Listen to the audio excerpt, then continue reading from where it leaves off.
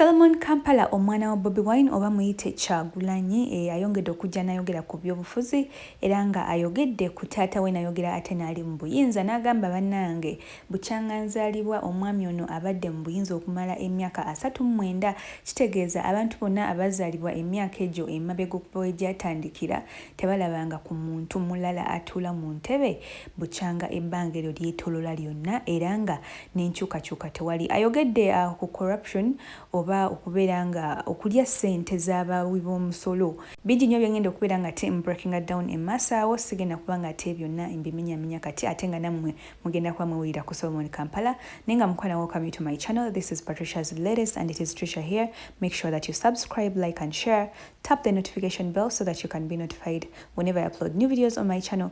Katsuka etuulire Solomon Kampala kyagamba abana Uganda. For 39 years, Uganda has had only one president. 78% of Ugandans alive today have never known another leader. Statistics show us that more than 60% of the working age in Uganda are unemployed. That's 15 million Ugandans. Corruption is rotting down our institutions from government to healthcare, even to education. And over 20 million Ugandans are living in poverty. If you are watching this video and you have a job, you are very lucky. This is not by accident, it's by design. And the presidential election in 2026 is our moment to do it. Ono agenze maaso n'ayogera ku bbula ly'emirimu era agambye bw'ati nti abantu abateekeddwa okuba nga bakola obudde buno abatuuse okuba nga bakola bali obukadde 15 n'okusukkawo ate ng'oggyeko n'ekyo waliwo n'abaana bava mu masomero abagraduatinze nga balina okufuluma buli mwaka abaana nga emitwalo 400,000 bafuluma okuba nga tebajja okompitingira emirimu egiri mitwalo just 9 ku baana emitwalo 4 emitwalo 9 gye giri available naye emitwalo 4 gyonna girina okujja okubeera nga bakompitingira emirimu egyo egiriwo ate nga n'egyo emirimu egiriwo already gituddemu kati n'agenda maaso n'agamba nti informal sector yeringa nga eyimirizaawo Uganda. Informal sector yeeno nti gino emirimu si gya office tegyasoma abantu tebakolera ku contracts abantu emirimu gino bagyeyiyiza nga nalyo kyegiriiko na kusoma konna nga wogamba nti batera okugamba nti omwana yenna alina okusooka okuyita mu ssomero okubeera nga ate afuna omulimu wabula nga ate n'emirimu egikolebwa egisinga si gya kusoma ate nga akasente akafunibwako katono ne bagenda okukakkana nga bonna abafulumye benyigira mu mirimu egyo emitonotono ne bakakkana nga bafunye obusente butono oba nga tebasasuddwa. Katuulire Solomon Kampala kyagamba. In this video, I'll be talking about the problems in Uganda and NEP's solutions to these problems. For unemployment, when Uganda's economy may appear to be growing on paper, but in reality, it leaves most of us behind. As I said, more than 60% of the working age in Uganda, which is roughly 15 million people, are unemployed, or depending on the case, underemployed, meaning that they either have no job at all or survive on unstable, low-paying work. In this crisis, we might not give it as much importance, but it's one of the most serious challenges facing Uganda today, where every year about 400,000 youth enter the job market to compete for only 90,000 available positions. This means the majority of young people, even those with degrees, remain jobless or underpaid. We've seen this in our country. Wealth is concentrated among a small group of elites, while most ordinary Ugandans struggle to afford food, rent, and school fees. Uganda's economy depends heavily on the informal sector, where most people earn less than 10,000 shillings in one day. With no contracts, no job security, and the main cause of this isn't that Ugandans are lazy, but that the system has failed to create opportunities. Corruption, poor planning, and lack of industrial growth have left millions of Ugandans struggling. Ono agenze maaso n'agamba nti abaana abasomye ennaku zino tebakyalina ssuubi wabula ate essuubi bwe balifunira kubeera nga tebafuluma ogenda okukola obwakadaama kola wa security nga ono mu nsi yaabwe tebalabawo yadde kaddako tewaliwo ssuubi lye balinawo nti no munnange wano tunafunawo kasente ate munnaye otoba emirimu tegiriwo. Kati nno ye n'agamba nti kati bo kye basuubiranga bo platform yaabwe kubeera nga te bacreatinga emirimu egiwerera ddala obukadde 10 bagiteekewo balabe nti n'Abannayuganda bafuna ebyokukola n'ekirala nti babeere nga ate basomesa abaana engeri gy'okuyiiyamu emisomo egyetaagisa abaana okubeera nga bakozesa engalo zaabwe n'emitwe gyabwe n'okubeera creative okubeera nga ate tebatudde era nagimensioninga awo mu maaso mugenda kubeera nga te mubiwulira byonna Kampala byayogedde. Many of the educated youth now see no hope in their own country and they're forced to go abroad to work as maids, guards or drivers just to survive in this world. In a country so rich in natural resources, it's unacceptable that young and skilled Ugandans are unemployed, while government officials waste billions of taxpayer income.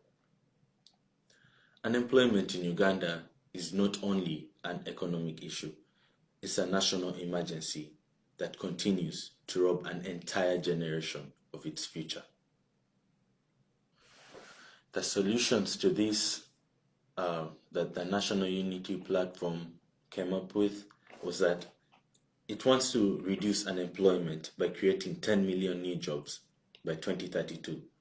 Their plan focuses on helping young people learn real skills that lead to work, like in farming, building, tourism, technology, and small businesses. NEP says schools should teach practical skills, not just theory, and support young people through vocational training centers, where they can learn trades like mechanics, tailoring, and carpentry, among others. NEP also wants to grow factories and local industries so that Uganda can make and sell its own products instead of importing everything. They plan to support tourism and technology, lower the cost of the internet, and make it easier to start a business in Uganda. In short, NEP's goal is to give every Ugandan a chance to work, earn and build a better future for themselves and their families. Ono agambye nti ekikyasinze okuba ekizibu kya Uganda wano corruption, okubba ssente z'Abannayuganda, abantu abagala okukozesa ofiisi zaabwe okubeera nga bakola ssente than okuweereza Abannayuganda. N'agamba nti ekizibu si kuba nti no Uganda tesobola kuba nga ekulaakulana wano weeri, naye munnange abantu bano byonna bye bakola tebaagala kubeera nga tebabisasulira, tebatekinga accountability. N'agamba mulabe, Uganda wano bagamba nti walimu gold gwe baasanga nga wombalamu mulimu $1 trillion dollar sente za US dollars 12. Kitegeeza ezo dola zali zisobola okuba nga zikulaakulanya Uganda eno mu kaseera akatono ddala, naye ate tebasobola kubeera nga bakiraga ekintu ekyo okulaga nti no baleetawo enkulaakulana mu Uganda. N'agamba Uganda gye tunulye tulina ettaka eddungi ery'okulimirako, tulina tourism gyogereko nti ebyobulambuzi wano bye bikyasinze okuba nga bye bimu ku bireeta ssente mu Uganda wano, naye ate weebuuze ssente zigenda wa? Bazikozesa kubeera nga bagula amamotoka malungi ga bbeeyi nnyo okubeera nga ge batambuliramu, nakubeera nga tebakusa embuto zaabwe, nakubeera nga ate ssente ezo bazizza mu maka gaabwe na mu nsawo zaabwe. Wulira ebigambo bya Solomon byayogedde. Corruption. Uganda's biggest problem isn't the lack of money or natural wealth. It's corruption and mismanagement. Uganda suffers from weak governance, lack of accountability, centralized power, and a system that serves a small political elite instead of the people of Uganda. We're not a poor nation by resources.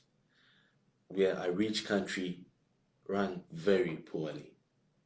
We have a wealth of natural treasures, from tourism and forests to oil, minerals, and fertile land. In 2022, Uganda announced the discovery of 31 million tons of gold ore, worth an estimated $12 trillion. Yet ordinary Ugandans will never see that wealth improve their lives. Under Museveni's government, the systems of wealth are designed to benefit a few within close political circles. The truth is, in a corrupt system like this, even gold becomes more like a curse instead of a blessing. Because corruption has crippled our industries, my bad, Uganda lacks the refineries and industrial capacity to process its own gold, forcing the country into unequal deals with foreign powers that then come and exploit our resources. If Uganda were well governed and transparent, that gold would build schools, would build hospitals and factories. But today, corruption ensures that it builds mansions, buys more cars for convoys, and foreign bank accounts for the powerful few. Some of the solutions at the National Unity Platform. Agenza maaso n'agamba nti bo ng'ekitebe baagala kulaba nti balwanisa enguzi ye baagala bakole obukulembeze obutaliimu kulya nguzi obutaliimu kubeera nga babba ssente z'omunnayuganda balabe nga buli kimu kitambula bulungi ate era bateekewo unit esobola okubeera nga erwanisa abantu abo abali enguzi nti omuntu n'oba avudde eri nga azze kuwaaba nti ono yalidde enguzi oba ono yalidde ssente bw'ati ne bw'ati omuntu oyo tasibibwa busibibwa wabula ate abeerako ne response gye bamukolako then okubeera nga ate bamugalira mu kaduukulu n'agamba ayagala kuteekawo buli kimu kibeere honest oli ne waba munene atya naye kasita abeera nga akwatiddwa mu kikolwa ekyo agenda kubeera nga ate asibibwa oba akolwako ng'amateeka we galagira. Came up with was that it wants to fight corruption by making the government open and honest and accountable to the people. The plan is to make sure all public money is tracked and every project is transparent and tracked so that no one can steal without being caught. NEP says no leader should be above the law and anyone found stealing government money should be punished, no matter their position. NEP wants to put more power in the hands of the citizens through open budgets and public information initiatives and community monitoring of local projects so that everyone can know what the government plans to do, all the way from local government to the office of the president of the country. NEP also plans to reduce unnecessary government spending and strengthen anti-corruption offices and make it easier for whistleblowers to report corruption safely instead of getting arrested by the people they work under. NEP's goal is a Uganda where leaders serve the people and not themselves. Ono agenze maaso n'ayogera ku nsoma oba ebyensoma bya Uganda wamu ate n'ebyobulamu era n'agamba nti w'otunuulira amasomero ga gavumenti ge baakola munnange galina services ezikyasinze obubi abaana beenyiga abaana bangi nnyo mu kilaasi abamu batambula bava wala okubeera nga batuukayo bw'otunuulira n'ebyobulamu byennyini abakyala ddala abali embuto tebafuna services nnungi malwaliro eddagala tewali kwegamba embeera yo si nnungi wabula nga ye nga bo ekitebe kyabwe mbu balina plan ey'okubeera nga ate bafuula ebintu bino okubeera nga biri free okubeera nga si byakusasulira okusoma ate n'ebyobulamu. Now let's talk about education and healthcare. In Uganda, many children don't finish school because of high cost of education, poor facilities, and lack of teachers in schools, especially in the more rural areas. Schools often have overcrowded classrooms and little access to books, computers, or clean water. In the healthcare sector, many hospitals and clinics do not have enough medicine, equipment, or doctors, causing people to travel very long distances or die from very treatable diseases. And mothers also die trying to give birth to their kids. Both these systems suffer from corruption and underfunding, leaving ordinary Ugandans without the quality services that they deserve and that they pay for through their taxes. The solutions for these are that the National Unity Platform plans to make education and healthcare free, fair, and accessible for all Ugandans. They want to improve teachers' pay, build more schools. Byebyo n'ebigambo bya Solomon Kampala ye yatandise okubeera nga ate abayiwamu wano ebigambo bye mwali mugamba nti Solomon Kampala asirise talina kyayogera muli mu struggle naye n'agamba nti kati kantandika okubeera nga ate mbaviirayo era byebyo ebigambo bye byayogedde. Commentingira owandiikawo mbuye ekikyolowooza ku byonna byayogedde ku nguzi, kusoma, ku bulamu, ku bintu ebyenjawulo ebyenfuna byonna. Mbulira kikyolowooza ku bigambo bya Solomon. Teweerabira kubanga ate okukomentinga. Make sure that you don't forget to subscribe to, like and share, tap the notification bell so that you can be notified whenever I upload new videos on my channel. Thank you so much for watching. Bye bye.